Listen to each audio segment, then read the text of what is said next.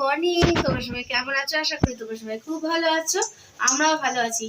আর একটা বর্ষামুখর দিনে তোমাদের সাথে গল্প করতে চলে আসলাম। দেখো আকাশের মুখ ভার, আর বৃষ্টিও পড়ছে ছিপছিপ করে। এই বৃষ্টি কিন্তু সহজে যাবে না, কিন্তু আমাকে আমার কাজ করতেই হবে, মানে আমাদেরকে আমাদের কাজ করতেই হবে। তো এখানে লঙ্কা ফোড়ন দিয়ে দিলাম, আর দেবো জিরে ফোড়ন। কি রান্না করছি বলো তো? বুঝতে পারছো না কি রান্না করছি? তো বলে দিচ্ছি। এই দেখো অল্প একটু মাংস এনেছে, একদম অল্প।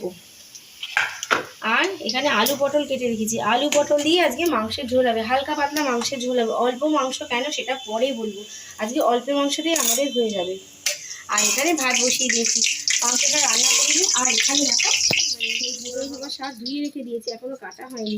বর্ষাকালে শাক ভালো করে বেছে ধুয়ে রাখতে হয়, অনেকক্ষণ ভিজিয়ে রেখেছিলাম, তারপর তুলে নিয়েছি। এবার আমি আলু আর পটলটা ভেজে নেবো।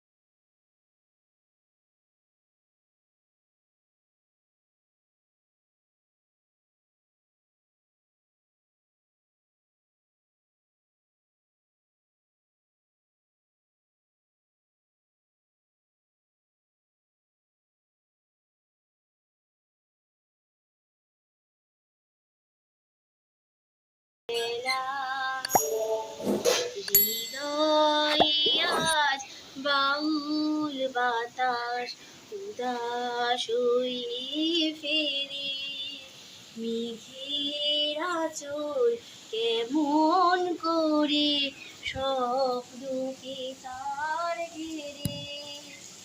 চলার পথের চলন খানি অঝোর ধারায় বাদল নামে। কোথা সেদিন ছিল রঙিন মিলন স্বর্গ খেলা, আমার মনে মেঘের মেলা।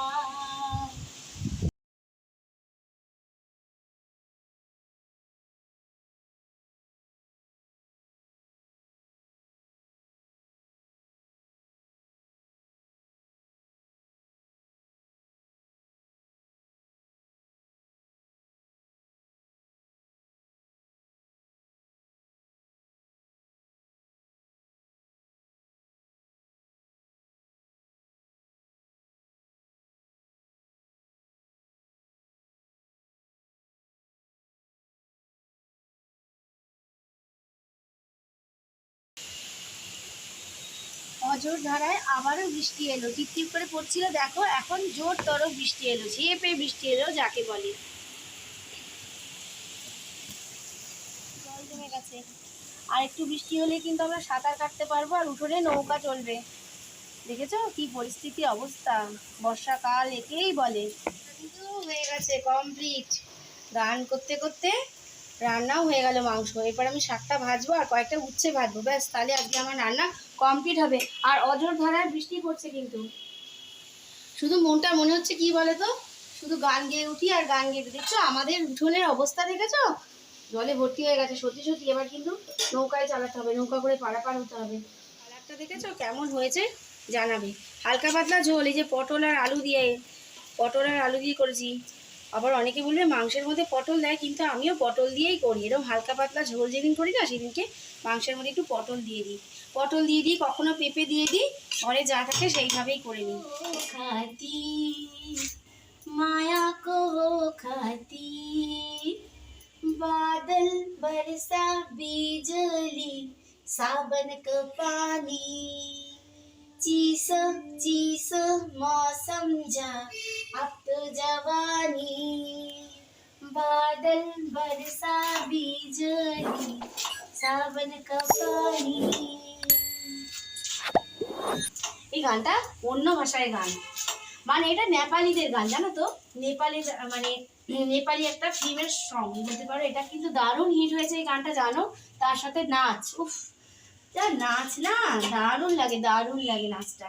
তার সাথে এই গানটা আমি তো দুই কলি গাইলাম, উচ্চারণ ভুলভালও হতে পারে, ট্রাই করলাম বলতে পারো। আর শাকটাও কেটে নি গান গাইতে গাইতে। নেপালি ভাষা বা নেপালের একটা সিনেমার গান বলতে পারো, একটা হিট গান। দারুণ লাগে আমার এই গানটা শুনতে, তার সাথে নাচটা, বুঝতে পারলে? আর আমার শাকটাও কাটা হয়ে গেল গান করতে করতে।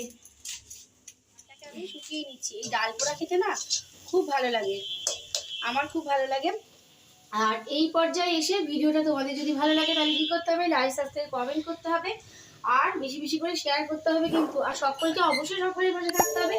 আর আমার সকল নতুন বন্ধু, পুরনো বন্ধু এবং সাধারণ ভিউয়ার্সদের জন্য থাকলে অনেক অনেক ভালোবাসা আমাদের পরিবার থেকে।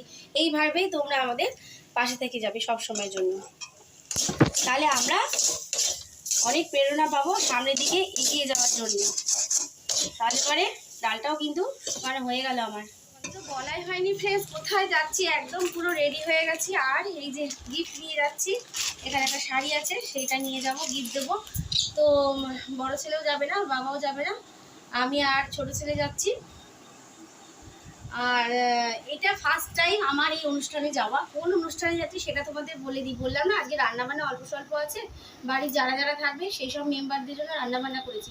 আমি আর কিছু খাবো না, সেই জন্য অল্প অল্পই করেছি, কিন্তু মাংস আমি তুলে রেখেছি, রাতে আমাদের রুটি মাংস হয়ে যাবে। আর কোন অনুষ্ঠানে যাচ্ছি বলে দিই, যাচ্ছি একটা স্বাদের অনুষ্ঠানে, পাড়াতেই একজনের স্বাদের অনুষ্ঠান। আমার বিয়ের পরেই মানে বলতে পারো আমার লাইফে ফার্স্ট টাইম আমি এই স্বাদের অনুষ্ঠানে যাচ্ছি। আমি কোনোদিন স্বাদের অনুষ্ঠানে যাইনি। ছোটোবেলায় বা কাকিমাদের অনুষ্ঠান মানে সরি মার স্বাদ আর কী করে দেখবো, মার স্বাদ মানে তো আমি জন্মগ্রহণ করেছি, কিন্তু কাকিমাদের স্বাদ হয়েছিল, মাসিদের স্বাদ হয়েছিল আমার বিয়ের আগে। তো তখন সেই সব অনুষ্ঠানগুলো দেখেছি, কিন্তু বিয়ের পরে কারো স্বাদের অনুষ্ঠানে আমি যেতে পারি। তো ফার্স্ট টাইম শ্বশুরবাড়িতে এই আমি স্বাদের অনুষ্ঠানে যাচ্ছি। এখন প্রায় 1:45 বাজতে যাচ্ছে, এখন যেতে হবে। তাহলে পরে চলো, যদি পারি ওখানে গিয়ে ভিডিও করার সুযোগ থাকলে অবশ্যই ভিডিও শেয়ার করব, না হলে বলতে পারছি না পরিস্থিতি কি দাঁড়ায়। তো তোমরাও চলো তাড়াতাড়ি। খাটের উপর সমস্ত গাড়িগুলো ছড়িয়ে রেখেছে, বলছি গদ্দ নোংরা করিস না, কিন্তু সে শোনেই না। আর জানো তো হিন্দিতে এই যে স্বাদের অনুষ্ঠানকে, হিন্দিতে এই স্বাদের অনুষ্ঠানকে কী বলা হয়? স্বাদের অনুষ্ঠানকে গোদ ভরাই বলা হয়। হ্যাঁ, গোদ ভরাই কথাটা শুনলে আমার খুব ভালো লাগে, একটা মিষ্টি কথা। গোদ ভরাই, শাদি, গর্ভাচক, এইসব হিন্দিতে কতগুলো কথা আছে এইসব অনুষ্ঠানের নাম, বা এইসব অনুষ্ঠানগুলো না আমার খুব ভালো লাগে, বুঝতে পারলে? এগুলো আমি প্র্যাকটিক্যালি তো সেই সব অনুষ্ঠানে উপস্থিত হতে পারিনি, বাট আমি টিভিতে তো এইসব অনুষ্ঠানগুলো দেখেছি। স্বাদের মানে গর্ভাচক অনুষ্ঠান, গোদ ভরাই অনুষ্ঠান, আর শাদিতেও দেখেছি বিভিন্ন সিরিয়ালে বা সিনেমায়, তাই তো? সেটা আমার খুব ভালো লাগে। এইসব নামগুলোও যেমন ভালো লাগে, এইসব অনুষ্ঠানগুলো আমার, তাদের আচার বিচার অনুষ্ঠানগুলো আমার খুব ভালো লাগে।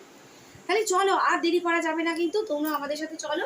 আর যদি পারি অবশ্যই এসছে কিন্তু আমরা অনুষ্ঠান বাড়িতে, গোদ ভরাই বা স্বাদ অনুষ্ঠানে। দেখো আমাদের আজকে নায়িকা, এই যে তাকাও লজ্জার কিছু নেই, দেখো দেখেছো কত সুন্দর ফুল দিয়ে সেজেছে কিন্তু। আর চারপাশে দর্শকরা কিন্তু খুব সুন্দর সেজেছে। আর এই হচ্ছে আমাদের কাকিমা, মানে হচ্ছে শাশুড়ি মা, এই বাড়ির মালকিন। তোমার মাকে দেখাচ্ছ? হ্যাঁ, মালকিন পুরুলিয়ায় থাকে এই কাকিমা। যারা পুরুলিয়ার ফ্রেন্ড পুরুলিয়ার যারা ফ্রেন্ড তারা কিন্তু বুঝতে পারলে? চলে এসছি, একটু গল্প টল্প করি, তারপর ঘুরি বোঝাবে, ঠিক আছে? তো দেখো আরেকবার, আর ওই যে বসে আছে আমার আরেকটা কি বলবো ভাগ্নেরা কি হবে, মেয়ে সরি, এই কি হয়, ওরা খুব একটা মানে কথাই বলার সুযোগ পায়নি। এই যে অনুষ্ঠানে এসছি, এখন সবার সাথে দেখা সাক্ষাৎ হচ্ছে, গল্প হচ্ছে। আর আরেকটা কাকিমা হচ্ছে এই বাড়ির নোনো দিদি, মানে নোনো খুব ভালো মেয়ে, জানো অনেক দেখছি। হ্যাঁ, হাই করে দাও। আর ও কিন্তু ছোট্টবেলা থেকে আমাদের বাড়ি যায় আসে, খুব ভালো মেয়ে। আর ওই যে ওর মেয়ে বসে আছে, আর ওই যে ওর মেয়ে, এই কারেন্ট চলে গেল, ব্যাস আর করা যাবে না। এবার বন্ধ খাওয়া দাওয়া করে দুপুরবেলা কারেন্ট চলে গেছে, খেতে বসেছি কারেন্ট চলে গেছে, তারপরে অর্ধেক খাওয়া হয়েছে, কারেন্ট আবার চলে এসছে। তো যাই হোক, খাওয়া দাওয়া সব কিছু হলো, খাওয়া দাওয়া ভালো হয়েছে, শেয়ার করতে পারিনি, খাওয়া দাওয়ার সময় ক্যামেরা করতে পারিনি। ভালো খাইয়েছে, ভাত, ডাল, পনির, মাছের তরকারি, তারপর কি খাওয়ালো রিজু? আর খাইতে চিপস, বেগুনি। বেগুনি, হ্যাঁ চিপস, বেগুনি, তারপরে কালাকাঁদ, রসগোল্লা, পায়েস, চাটনি, পাঁপড়। ওরে বাবা, প্রচুর প্রচুর খাবার দাবার খেয়ে দিয়ে আর পাচ্ছি না নড়তে। তারপরে এখন একটু রেস্ট নিতে হবে, আগে জামা কাপড়গুলো ছাড়বো, ফ্রেশ হবো, বাথরুমে গিয়ে গা হাত ধোবো, তাই তো। তারপরে একটুখানি রেস্ট হবে, মানে রেস্ট নিতে হবে, ফ্ল্যাট হতে হবে, বিছানায় ফ্ল্যাট হতে হবে, ফ্ল্যাট হয়ে টানটানভাবে শুয়ে রেস্ট নিতে হবে, এইটাই হবে রেস্ট। তো আজকের মতো ভিডিওটা এখানে শেষ করছি। সকলে ভালো থাকবে, সুস্থ থাকবে, আর নিজের শরীরের যত্ন অবশ্যই নিতে হবে, আর বেশি বেশি করে লাইক, সাবস্ক্রাইব, কমেন্ট করতে হবে, সকলের পাশে থাকতে হবে। আর ভালো কথা, আমরা যখন গেলাম আর যার মূলত অনুষ্ঠানটা হলো, যার স্বাদ হলো, সে কিন্তু তখন মানে তখনই জাস্ট অনুষ্ঠানটা শেষ হলো, তারপরে আমরা ঢুকেছি। আগে ব্যাড লাগ, সেটা দেখতে পারিনি, রেডি হয়ে গেছিল, কারণ এইসব নিয়ম টিয়মগুলো না একটার মধ্যেই শুরু করতে হয়, আর আমি ঢুকেছি 2:45 সময়, তো আমার ব্যাড লাগ, আমি দেখতে পারিনি। যাই হোক, তোমাদেরকে দেখালাম, সকলের সাথে পরিচয় করে দিলাম। তাহলে আজকের মতো আসছি, টাটা।